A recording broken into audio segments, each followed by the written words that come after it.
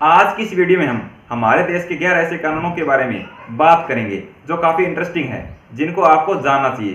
तो हम एक एक करके उन कानूनों के बारे में बात करते हैं, तो इसलिए वीडियो को पूरा देखें, वीडियो को लाइक कीजिए, शेयर कीजिए। तो चलिए शुरू करते हैं। सबसे पहला है, किसी भी महिला को शाम के 6 बजे से लेकर सुबह के 6 बजे के बीच में गिरफ्तार नहीं किया जा सकता।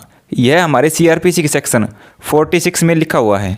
दूसरा जो कानून है वो यह है कि यदि कोई पुलिस वाला FIR लिखने से रिफ्यूज़ कर दे तो उसको 6 महीने से लेकर 1 साल तक की जेल हो सकती है। यह IPC की धारा 166A में लिखा हुआ है। और जो तीसरा कानून है वो ये है कि कोई भी होटल, चाहे वो 5 स्टार ही क्यों ना हो, वहाँ पे आप जाकर पोर्टेबल पानी पी सकते हैं, यानी कि जो गिलास में पानी मिलता है वो आप पी सकते हैं। और साथ में आप उस होटल के वॉशरूम का भी इस्तेमाल कर सकते हैं। इसमें आपसे कोई पैसा नहीं लेगा और आप फ्री में पानी पी सकते हो और फ्री में वॉशरूम इस्तेमाल कर सकते हो, चाहे होटल 5 स्टार ही क्यों ना हो।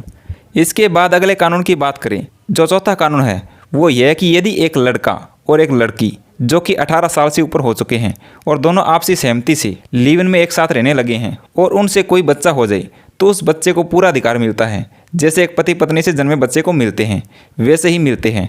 और इन अधिकारों के बारे में लिखा है घरेलू हिंसा अधिनियम 2005 में। और जो 5वां कानून है वो बहुत ही इम्पोर्टेंट है।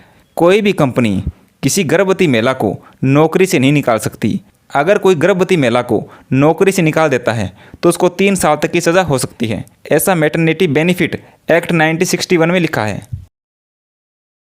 छठा कानून है, यदि आप टैक्स का वॉयलेशन करते हैं तो कोई भी टैक्स ऑफिसर को ये पावर है कि वो आपको गिरफ्तार कर सके।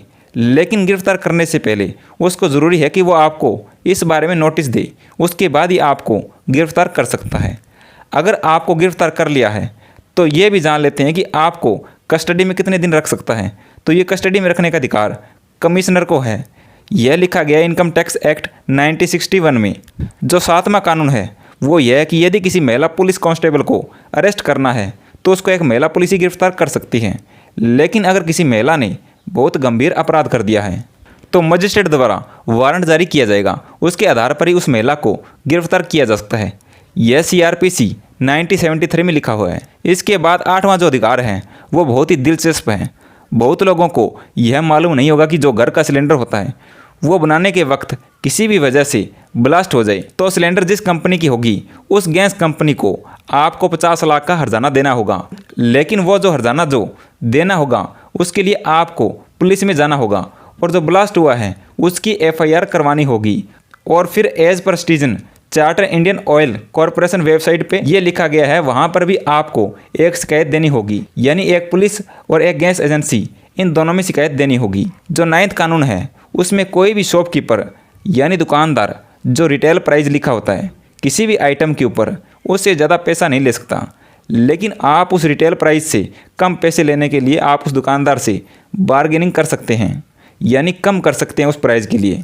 यह अधिकार हमें मैक्सिमम रिटेल प्राइस एक्ट 2014 के माध्यम से मिलते हैं। और जो 10वां अधिकार है वो भी बहुत इंटरेस्टिंग है।